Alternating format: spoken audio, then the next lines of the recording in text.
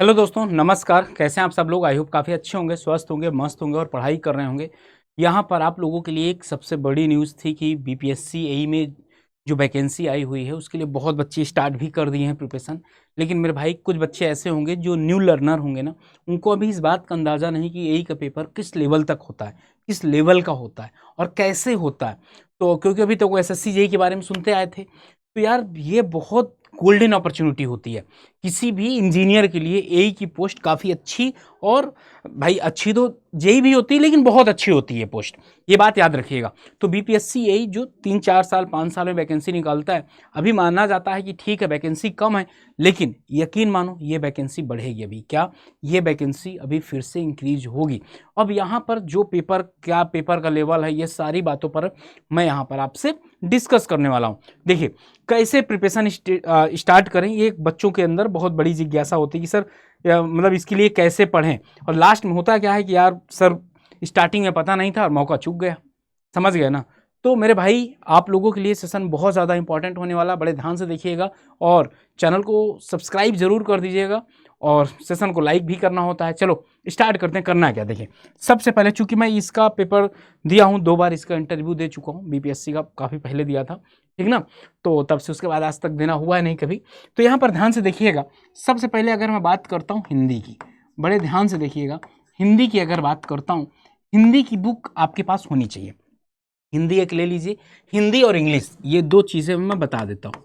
Hindi and English, ये 2 book आप ले लीजिए, क्योंकि ये पासिंग मार्क है केवल। क्या है? पासिंग मार्क यहाँ पर आपको चाहिए।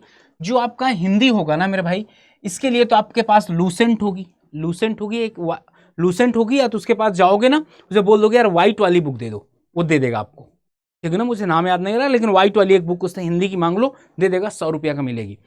इंग्लिश के लिए आप एक बुक ले लीजिए, और इंग्लिश के लिए सबसे ज़्यादा वहाँ पर बुक में केडी कैंपस की एक बुक आती है, वो सब ज़्यादा फंसती है, जो नीतू मैम की है ना, वो वाली नीतू मैम वाली, सबसे ज़्यादा वहीं से क्वेश्चन फंसते हैं। तो ये दोनों आप पढ़ लीजिए, इनको डेली डेली पढ़ते जाइए। यहाँ पर पास मार्किंग है। यहाँ पर कुछ बच्चे गलती करते हैं ना यार, कि स्टार्टिंग में ही करते क्या है कि यार इनको समझ लेते हैं यार दोनों हो जाएंगे। मेरे साथ के कई ऐसे बच्चे थे जिनके फाइनल मार्क्स काफ़ी ज़्यादा थे फाइनल सेलेक्टर से, जो जिनका फाइनल सिलेक्शन हुआ उनसे करीब 80-90 नंबर ज़्यादा थे, लेकिन इंग्लिश में कहीं ना कहीं 1 नंबर 2 नंबर से रह गया था।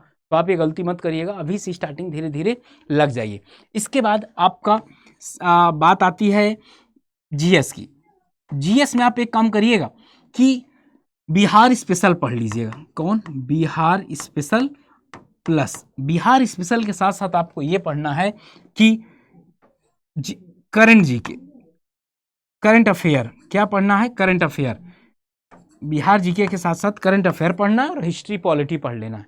ये क्योंकि बिहार स्पेशल में आपसे पूछे, यहाँ पर क्वेश्चन आते हैं, जब मैं भी दिया था तब भी ये क्वेश्चन आए थे कि आप एक चीज़ ये बता दीजिए कि बिहार के पहले गवर्नर कौन थे, मुख्यमंत्री कौन थे, झारखंड कब अलग हुआ, इनके एयरपोर्ट का नाम बता दीजिए, सबसे बड़ा शहर, यहाँ पर सेक्स रेशियो कितना है, ये सब कुछ यहाँ पर आपसे पूछा जाएगा जीएस के अंदर।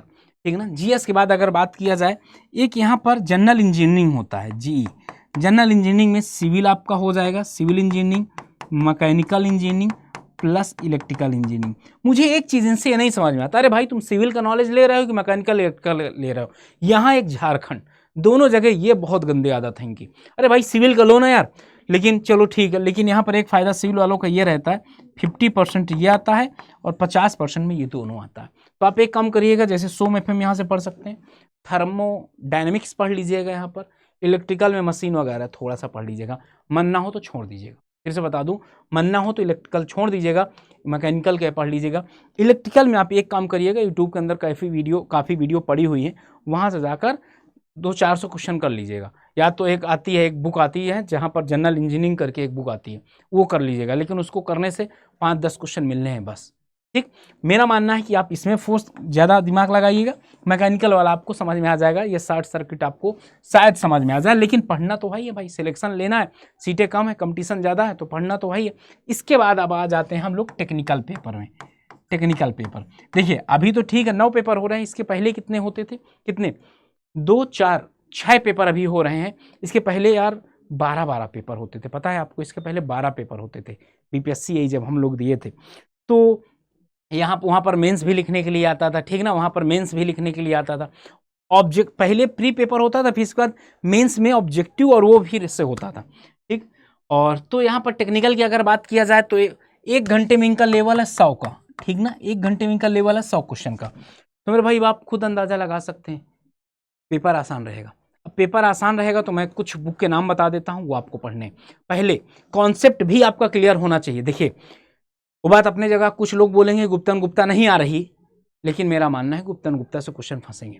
आसान है, एक बार जरूर करना। कौन सी? Gupta and Gupta, Gupta and Gupta. लेकिन एक काम ये भी याद रखिएगा, ये सब कुछ स्टार्ट कब करेंगे? जब आपका कॉन्सेप्ट क्लियर हो जाएगा। तो यहां पर टेक्निकल की अगर जैसे गुप्ता एंड गुप्ता आपके लिए एक अच्छी बुक होगी। गुप्ता एंड गुप्ता के बाद आप एक काम एसएससी जेई के 5 ईयर प्रीवियस ईयर पेपर कर सकते हैं आप लोग। और यूपीपीएससी जेई, यूपीट्रिपलएससी जेई, सॉरी यहां पर यूपीपीएससी ए के जो पेपर हैं वो कर लीजिएगा, इतना कर लेंगे बहुत है। लेकिन इसके पहले आप लोगों को ना इस टेक्निकल में यहाँ पर जो एक जगह छूटी हुई है कॉन्सेप्ट की, किसकी? कॉन्सेप्ट की। तो सबसे पहले आपको क्या पढ़ना होगा? कॉन्सेप्ट पढ़ना होगा। कॉन्सेप्ट के बाद ये सब अप्लाई करिएगा। और इसमें सिलेबस बहुत वास्ट है, पहले बता दूं, बहुत ऐसी ऐसी चीज़ें पूछी जाती हैं जो शायद आपने कभी सोचा नहीं होगा। तो याद रखिएगा कॉन्सेप्ट पढ़ना बहुत ज़्यादा ज़रूरी है। और कॉन्सेप्ट के साथ साथ ये सारी चीज़ें भी आपको एकदम लगना पड़ेगा। तो यहाँ पर मैंने आपको जितनी भी चीज़ें बताया ना, बहुत ध्यान से पढ़िएगा, आपके लिए बहुत ज़्यादा हेल्पफुल होगी। फिर यहाँ पर कॉन्सेप्ट आप कैसे क्लियर करना, तो यहाँ पर मैंने आपको सारा कुछ बता दिया। जीरो से किस तरीके से पढ़ना, तो जीरो से आपको एकदम बता दिया किस तरीके से पढ़ना। हिंदी इंग्लिश आप खुद से पढ़ते रहिए और जीएस वगैरह पढ़ाया जाएगा हमारे यहाँ। कॉन्सेप्ट, अब आते हैं कॉन्सेप्ट सर कहाँ से तैयार होगा आपका, ठीक ना। कॉन्सेप्ट कहाँ से तैयार होगा, देखो मैं बता देता हूँ कि आपका कॉन्सेप्ट कहाँ से तैयार होगा। आप लोगों का कॉन्सेप्ट कहाँ से तैयार होगा?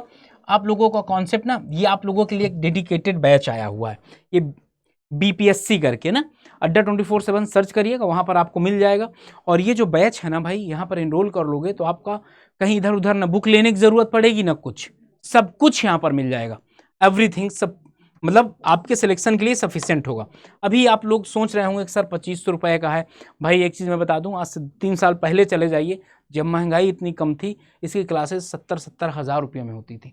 लेकिन आज कितने में आपको? 2500 में यहाँ पर दिख रहा होगा। मेरे भाई आप चाहें तो 2500 में भी इनरोल कर सकते हैं।